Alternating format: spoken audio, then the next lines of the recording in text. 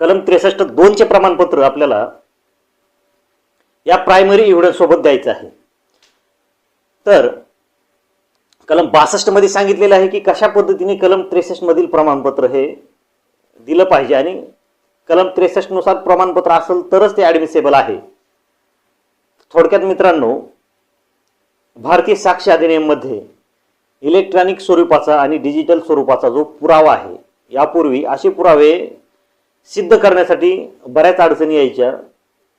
बऱ्याच न्यायालयीन स्तरावर तसेच पोलीस इन्व्हेस्टिगेशन तपासाच्या स्तरावर देखील अशा प्रकारचे पुरावे हे कशा पद्धतीने सिद्ध करावे याबाबत बऱ्याच अडचणी असायच्या। तर हा एक चांगला आणि खूप चांगला बदल केलेला आहे की यामध्ये डिजिटल आणि इलेक्ट्रॉनिक स्वरूपाचे जे काही आता यापुढे पोलीस तपासामध्ये हे डिजिटल आणि इलेक्ट्रॉनिक रेकॉर्ड वापरलं जाईल, ते रेकॉर्ड